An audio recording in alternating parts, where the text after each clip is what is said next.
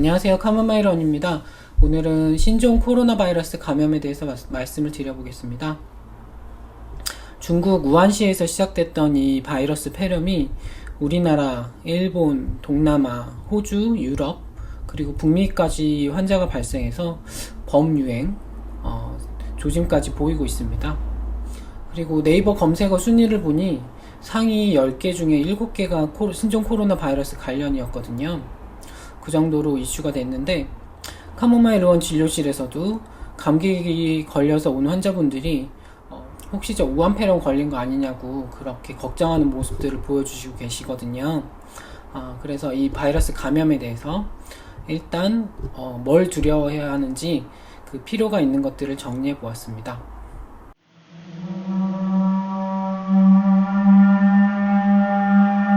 이번 신종 코로나 바이러스의 치사율, 즉 걸리면 죽을 확률이 얼마나 되냐를 말씀드려 보겠습니다. 먼저 겨울철에 흔한 독감의 경우에는 인플루엔자 바이러스 감염인데 치사율은 1.6에서 한 대략 2.6%로 되어 있습니다. 100명 중에 2명 정도 사망할 수 있다는 확률이고요. 그런데 그 사망자의 대다수가 65세 이상의 고령자였습니다. 그렇기 때문에 정부에서도 65세 이상 분들에게 어르신 독감 예방접종이라는 이름으로 무료 접종 사업을 벌이고 있는 거죠. 또 같은 코로나 바이러스 감염이었던 2002년도 그리고 2003년도에 걸쳐서 일어났던 사스는 치사율이 10% 정도였습니다. 그리고 2015년도 메르스의 경우에는 34%가 됐습니다. 메르스는 걸리면 3명에 1명이 죽을 정도니까 정말 심각한 병이죠. 이번 신종 코로나 바이러스 우한폐렴의 경우 치사율은 3% 정도로 보고되고 있습니다. 사진을 보시죠.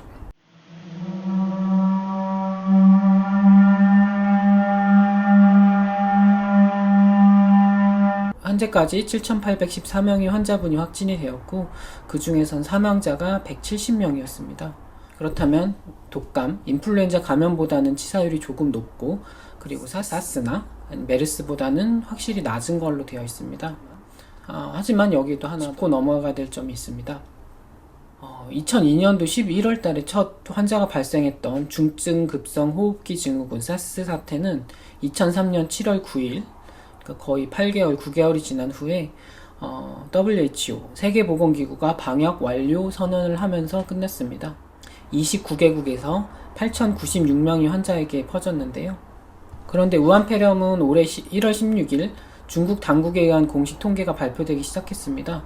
16일 45명의 감염자가 있었고, 그런데 지금 반달 정도밖에 안 지났는데 21개국 7,814명의 감염으로 번졌습니다. 사스보다 훨씬 단기간에 환자 수가 치솟고 있거든요. 이 그래프를 보시면 맨 왼쪽에 빨갛게 무섭게 올라가고 있는 것들이 신종 코로나 바이러스의 중국 내 감염자 환자 수 통계입니다. 오른쪽에 있는 것들이 2002년, 2003년도에 사스가 날짜별로 얼만큼 증가했는지를 보여주고 있거든요. 이렇게 보면 치사율은 조금 낮아 보이지만 확산 속도는 상당히 빠른 걸로 보입니다. 그리고 또 놓쳐서는 안 되는 사실이 올해 국회 복지 현안질의 답변에서 국립암센터 교수님이 말씀하신 내용입니다. 현재까지 통계로 치명률은 낮지만 앞으로는 어떻게 될지 모르는 거죠. 왜냐하면 환자분 수가 치솟고 있고 한 달의 기간 동안 집계된 치사율이기 때문에 아직 두고 볼 게 많습니다. 급증한 감염자 중에서 사망자가 얼마나 나오느냐에 따라서 치사율도 유동적으로 변하기 때문이죠. 무증상 감염이 참 이슈가 되고 있습니다.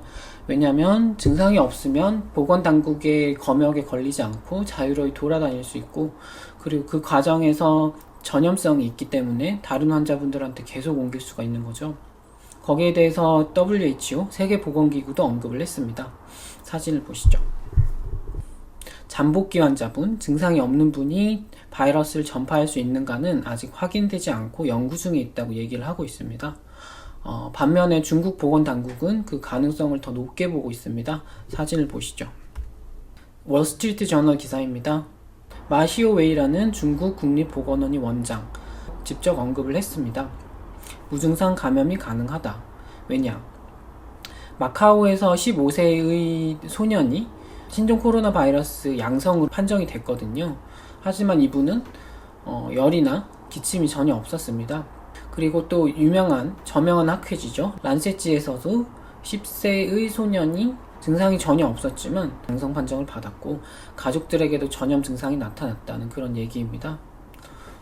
이렇게 보면 결론은 아직 확실하게 단정 지을 수는 없지만 무증상 감염을 지지하는 사례가 중국 당국에 의해서 한 건, 두 건 이렇게 올라오고 있고 우리나라 방역 당국이 열과 기침을 기준으로 입국 심사를 해도 거기에 안 걸리고 들어오는 감염자가 발생할 수 있다입니다. 그래서 현역 진료 의사로서 권고드리고 싶은 거는 아직 범유행 전 단계이고 밝혀진 사실이 적기 때문에 향후 2주간 이 바이러스 폐렴이 가능한 최장이 잠복기라고 하거든요. 그 동안은 마스크 착용과 손 씻기를 생활화하면서 사태 추이를 보시면 되겠습니다.